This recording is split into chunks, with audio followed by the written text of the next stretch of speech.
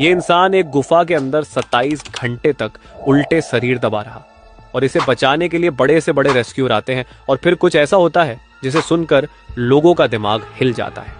अगर आप कमजोर दिल के हैं तो वीडियो को आगे ना देखें, क्योंकि यह कहानी सुनकर अच्छे से अच्छे लोगों को डर लगने लगता है। यह है the most unusual and most terrifying death in caving history. यह है नट्टी पट्टी केव की कहानी। 24 नवंबर 2009 के दिन अमेरिका के यूटा में रहने वाले जॉन एडवर्ड नाम का 26 साल का लड़का, जो कि अपनी जॉब से सीधा छुट्टी लेकर अपने घर यूटा में पहुंचा और वहां जाकर जब वह फैमिली से मिला तो सभी फैमिली वालों ने मिलकर प्लान बनाया कि क्यों ना वो इस वेकेशन को कुछ अच्छे तरीके से मनाए और फिर वह नट्टी पट्टी केव एक्सप्लोर करने का प्लान बनाते हैं। और यह प्लान उनके लाइफ का सबसे खौफनाक डिसीजन होने वाला था। तो सभी घर वालों का प्लान यह होता है कि 24 नवंबर की रात 8 बजे नट्टी पट्टी केव को एक्सप्लोर करने जाएंगे और कुछ घंटे बाद वापस घर लौट आएंगे। लेकिन वहां जो होने वाला था ये कोई सपने में भी सोच नहीं सकता था। हालांकि जॉन इस केव में पहली बार जाने वाला था, लेकिन इसे थोड़ा बहुत केविंग का एक्सपीरियंस था, क्योंकि वो अपने छोटे भाई के साथ बचपन में केविंग किया करता था। केव में एक ऐसा सेक्शन है जो कि काफी चैलेंजिंग है, जैसे कि बर्थ कैनल कहा जाता है, जो कि बहुत ज्यादा नैरो और टाइट है, जिसकी वजह से वहां एक्सपीरियंस केवर भी अपने बॉडी को स्क्विच करके निकाल नहीं पाते हैं। किसी के हिप्स और शोल्डर वहां फंस जाया करते और जितना भी वो कोशिश कर ले नहीं निकलते और उसे निकालने के लिए रेस्क्यू टीम की जरूरत पड़ती। और इसी वजह से इस केव को सालों पहले बंद भी कर दिया गया था और ये नट्टी पट्टी केव मार्च 2009 में ही रीओपन हुई थी, कुछ नए रूल्स के साथ। रूल्स ये थे कि केव के अंदर जाने से 21 दिन पहले वहां के अथॉरिटी से परमिट लेनी होगी और केवर के हर एक ग्रुप में 2 एक्सपीरियंस केवर होना कंपलसरी था।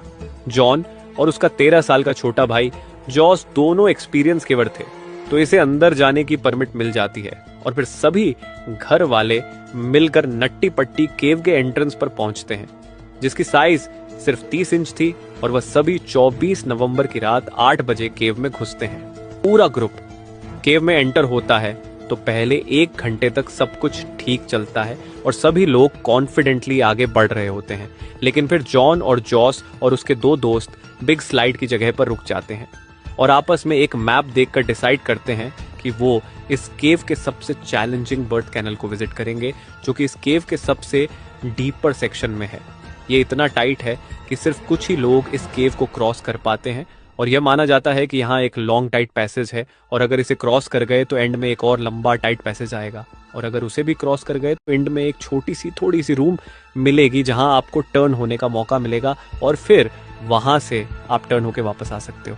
हालांकि ये इतना टाइट है कि इसमें एक्सपीरियंस केवर को भी घुटन होने लगती है और वो पैनिक हो जाते हैं। जॉन और उसका छोटा भाई जॉस जो इसके पीछे आ रहा था, उन्हें बर्थ कैनल मिल जाती है और वो दोनों बर्थ कैनल के अंदर घुस जाते हैं। लेकिन इसमें गलती ये होती है कि जॉन और जॉस जिस रूट में घुसे थे वो बर्थ कैनल की रूट थी ही नहीं। जॉन और जॉस एक्चुअली में गलत रूट में घुस चुके थे, जिसके बारे में इन्हें कोई भी आइडिया नहीं था। जॉन 15 फीट आगे मूव करता है और इसी बीच इसके सामने कई सारी चट्टानें भी आती हैं। हालांकि जॉन हेल्दी था तो वो अपने बॉडी को डिफरेंट ओरिएंटेशन में मूव कर सकता था। अपने शोल्डर, अपने कमर एंड दोनों अपने पैरों को प्रॉपर डायरेक्शन में फोल्ड करके वो आगे मूव करता है और जॉन अब कॉर्क स्क्रू के रूट में आ चुका था और जिस तरह से जॉन आगे बढ़ रहा था पैसेज और भी टाइट होते जा रहा था और अब तक वो वापस भी मुड़ नहीं सकता था, क्योंकि वो पैसेज एक्चुअली में बहुत ज्यादा टाइट था। इसे लग रहा था वो बर्थ कैनल में है और इसके अकॉर्डिंग जैसे इसे पता था कि एंडिंग में एक स्मॉल रूम आएगी और टर्न होने का मौका मिलेगा, इसलिए वो आगे बढ़ता जाता है और यही जगह थी जहां चीजें और बिगड़ जाती है। और अब तक वो कॉर्क स्क्रू के एरिया में आ चुका था। इस कॉर्क स्क्रू एरिया को क्रॉस करने के लिए केवर को बहुत छोटे और फ्लेक्सिबल होने की जरूरत पड़ती थी और सिर्फ कुछ ही लोग अपने स्किल की मदद से इसे क्रॉस कर पाते हैं और वहां से केवर को रॉक लेस्ट से शार्प 90 डिग्री बेंड होना होता है।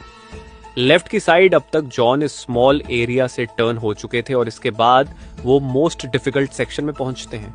5 साल पहले एक 16 साल का लड़का ब्रॉक क्लार्क यही कॉर्क स्क्रू सेक्शन में अटक गया था, जिसकी हाइट सिर्फ 5 फुट 7 इंच थी और वेट 63 केजी था और उसे रेस्क्यू करने के लिए 14 घंटे लगे थे। जॉन भी यही एग्जैक्ट स्पॉट पर था, जबकि इसकी हाइट 6 फीट थी और वेट 90 केजी था यहाँ पर। इसे अपने बॉडी को टर्न करके वापस लौटने का कोई ऑप्शन नहीं था। इतनी कम स्पेस की वजह से वो ना चाहते हुए भी लेज एरिया की तरफ खुद को स्क्विच करते हुए आगे बढ़ता है। हालांकि ये एरिया टाइट था, तो जॉन को लग रहा था कि ये बर्थ कैनल की सबसे टाइट जगह से है, मतलब कि आगे एक बिगर स्पेस आएगी और वहां इसे टर्न होने का मौका मिलेगा। और वो अपने स्टमक को प्रेस करते हुए रॉक के सहारे आगे बढ़ता जाता है। वो डॉन ऑफ डायरेक्शन में मूव कर रहा था, मतलब जमीन से एग्जैक्ट नीचे की ओर। जॉन को पता नहीं था वो कहां पहुंच चुका है। उसे उम्मीद थी कि आगे कोई एक ओपनिंग जरूर मिलेगी, और फिर वह तभी स्पीड में नीचे गिरने लगता है और खुद को अपने हाथों से पकड़कर जोर से चिल्लाता है और अपने भाई की ओर कहता है, जॉस तुम इधर मत आओ, मुझे फॉलो मत करो। अपने कंधे के सहारे इसे आगे बढ़ना जरूरी था बाहर निकलने के लिए। और तब जॉन को अपने हेडलैम्प से एक होल की ग्लिम्स दिखाई देती है और जॉन के अंदर एक उम्मीद जागती है। लेकिन ये जॉन की जिंदगी की सबसे बड़ी और आखिरी गलती थी। वो आगे बढ़ता है और अपने सर को होल में डालता है, और एग्जैक्टली वो जिस टनल में जा रहा था वो अननोन थी, और अब वो वहां पहुंच चुका था। और वो टनल और भी टाइट था और वह स्पेस बहुत कम थी। और जैसा कि उसने सोचा था कि आगे ओपनिंग मिलेगी, लेकिन आगे रास्ता बंद था। ये पूरे केव के पैसेज की एंडिंग थी। इस जगह की स्पेस 18x1 इंच थी, मतलब कि एक लैपटॉप स्क्रीन जितनी। वो कंप्लीटली अपसाइड डाउन पोजीशन में था, मतलब कि सर नीचे और पैर ऊपर और करीब 70 डिग्री एंगल में मुड़ा हुआ भी था। वो खुद को ऊपर पुश करने की कोशिश करता है, but this whole was exhausting. इसके एक हाथ यूजलेस पोजीशन में फंसे हुए थे और दूसरा हाथ इसके चेस्ट की ओर मुड़ा हुआ था। वो दीवार के सहारे खुद को पुश करने की कोशिश करता है, लेकिन इसे जल्दी रियलाइज हो जाता है कि इसके सारे मेहनत के बावजूद भी वो मूव नहीं कर सकता, और इसके पैर भी होल के सबसे स्मॉल साइड में फंसे हुए थे। वो जॉस को दोबारा चिल्लाता है, जबकि जॉस इसके पीछे ही था कॉर्क स्क्रू पाथ पर।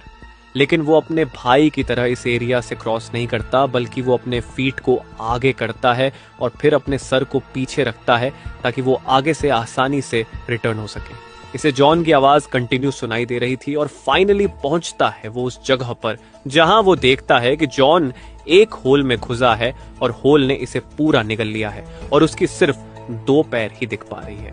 वो जॉन के दोनों पैरों को अपने पैरों से पकड़कर खींचने की कोशिश करता है, लेकिन जॉन थोड़ा सा ऊपर आता और फिर ग्रिप छूट जाती और जॉन फिर वापस इनिशियल पोजीशन पर चला जाता है।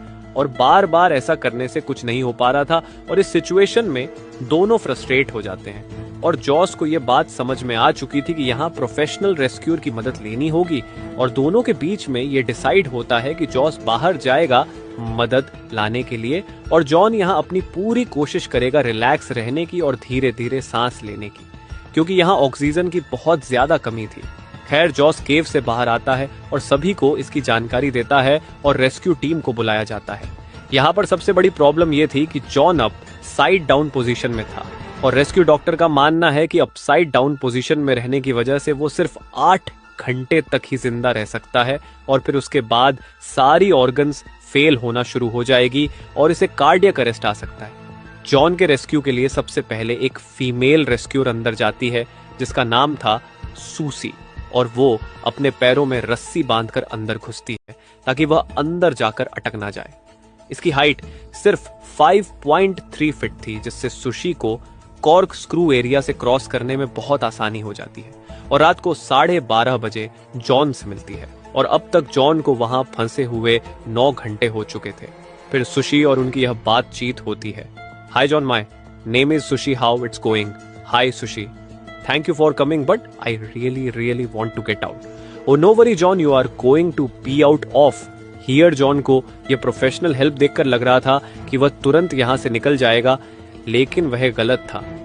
सूसी ये देखकर समझ चुकी थी कि ये सिचुएशन जितनी बुरी दिख रही है, ये उससे ज्यादा बुरी है। सूसी रस्सी से जॉन के पैरों को बांधती है और खींचने की कोशिश करती है, लेकिन रोप में फ्रिक्शन बहुत ज्यादा थी, जिससे वो इफेक्टिवली रस्सी को खींच नहीं पाती। सुसी सब कुछ कोशिश करती है जितना वो कर सकती थी, लेकिन वो भी 2 घंटों में फ्रस्ट्रेट हो जाती है और उसे भी यहां से बाहर जाना पड़ता है। बाहर सभी रेस्क्यूअर मिलकर जॉन को बाहर निकालने के लिए एक प्लान बनाते हैं।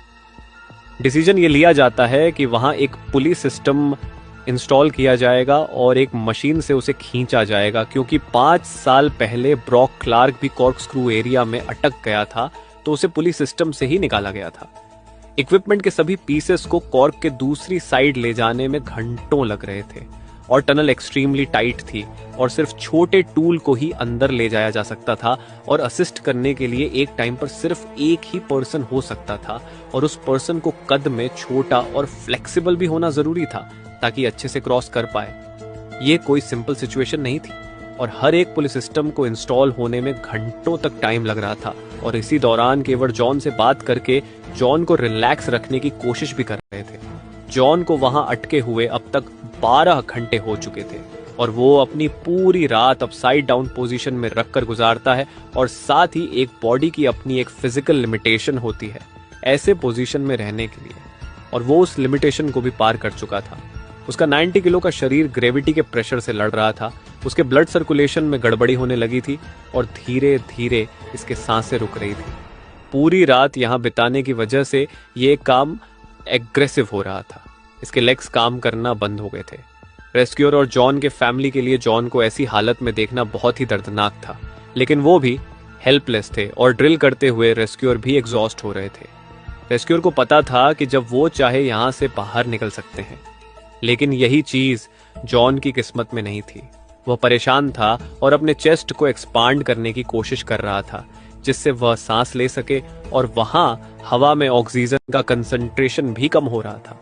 और अब इतना टाइम बीतने के बाद जॉन के पास एक वाइड टेलीकॉम सिस्टम लगाया जाता है और दूसरी साइड से जॉन की वाइफ इमली उससे बात करती है और जॉन को इनकरेज करने की कोशिश करती है, और जॉन भी अपनी वाइफ को दिलासा देता है कि मैं यहाँ से जल्द बाहर निकलूंगा और सब कुछ ठीक हो जाएगा। अब तक शाम के 4 बज चुके थे और जॉन के यहाँ 18 घंटे पूरे हो चुके थे और अब पुलिस सिस्टम भी लग चुकी थी और मूव करने के लिए तैयार थी। एक रेस्क्यूअर जिसका नाम रियान था, वह केव में घुसता है और जॉन के पास पहुंचता है। रियान कहता है, how are you? John, it sucks. I am upside down, I can't believe. I am upside down, my legs are killing. Ryan देखते हैं कि बॉडी ओपनिंग के सबसे नैरो साइड में फंसी है, तो वो सबसे पहले उसे ठीक करते हैं और फिर वो उसके पैरों को रस्सी से बांधकर खींचते हैं। लेकिन जॉन के पैरों को बहुत ज्यादा दर्द हो रहा था। वो जब भी खींचता तो जॉन उसे रुकने को कहता क्योंकि इसके नर्व्स अब अल्ट्रा सेंसिटिव हो चुकी थी, और फिर वो दोनों कुछ टाइम के लिए रुक जाते हैं और फिर वह दोबारा कोशिश करते हैं। और अब तक ऐसा लग रहा था कि पुलिस सिस्टम अब काम कर रहा है। जॉन अब ऑलमोस्ट इतना ऊपर उठ गया था कि वो अब रियान को देख सकता था, उससे आई कांटेक्ट कर सकता था, और फिर रियान जॉन को पीने के लिए एनर्जी ड्रिंक देता है। इसी तरह अब तक 19 घंटे बीत चुके थे। ये चीजें बहुत स्लोली हो रही थी और इसमें काफी एफर्ट भी लग रहे थे। हालांकि थोड़ी सफलता तो मिल रही थी, लेकिन अब भी उसे निकालना काफी मुश्किल था। जॉन के पैर ऊपर के सीलिंग को हिट कर रहे थे और उस पैसेज में उसे अपने पैर को ट्विस्ट करना इम्पॉसिबल था। तो रियान फाइनली डिसाइड करता है कि वह इसके पैर को तोड़ देगा, और यही बीच यहाँ पर एक ऐसी अनइमेजिनेबल चीज होती है जिसके बारे में कोई सोच भी नहीं सकता था। पूरी सिस्टम फेल हो चुकी थी। एक बोल्ट जो जॉन के ऊपर ड्रिल किया गया था दीवार में, वो दीवार से निकल जाता है और वह सीधा रियान के सर पर जाकर लगता है, जिससे रियान अनकॉन्शियस हो जाता है। और जॉन जो आधा ऊपर उठ चुका था वो वापस स्लीप होकर इनिशियल पोजीशन पर चला जाता है और अब जॉन का कोई रिस्पांस भी नहीं आ रहा था। ये मूवमेंट जॉन की फाइनल किस्मत थी। अब शायद वह कभी बाहर नहीं आ सकता था, और रियान जब होश में आता है तो उसके सर से खून बह रहा था। वो पूरा कंफ्यूज हो चुका था कि यहाँ पर क्या हुआ। खैर, रियान को वहां से बाहर निकालकर हॉस्पिटल भेज दिया जाता है और उसकी जगह जॉन को निकालने के लिए उसके फादर डेव केव में जाते हैं और उस टूटे हुए पुलिस सिस्टम को इंस्टॉल करने के लिए 1 और घंटे लग जाते हैं। डेव रस्सी से जॉन की बॉडी को बांधने की कोशिश करते हैं, लेकिन डेव वहां जितनी देर भी रहते हैं उसमें जॉन का कोई रिस्पांस नहीं आ रहा होता है। यह पूरा ऑपरेशन जॉन के बिना हेल्प के नहीं हो सकती था। यह पॉसिबल नहीं था कि एक 90 किलो का इंसान केव से बाहर निकल सके बिना उसकी मदद के। और जब डेव जॉन को रस्सी से बांधने की कोशिश कर रहे थे तो वह खुद भी 15 मिनट तक वहां अटक गए थे, और आखिर में वो भी वहां परेशान हो जाते हैं और थक हार कर वहां से बाहर आ जाते हैं। अब ब्रैंडन कोल्स एक नए रेस्क्यूअर के तौर पर उसकी जगह ले लेते हैं और फिर वहां एक टेलीकॉम सिस्टम लगाया जाता है जिससे उसकी फैमिली उससे बात कर सके। लेकिन ब्रैंडन जो देख पा रहा था वह इमली नहीं देख पा रही थी। जॉन कोई भी रिस्पांस नहीं दे रहा था और पता नहीं वह ये बातें सुन भी पा रहा था या नहीं। कुछ घंटे पहले तक जॉन के सांस लेने की आवाज आ रही थी, लेकिन अब वह भी शांत हो चुकी थी।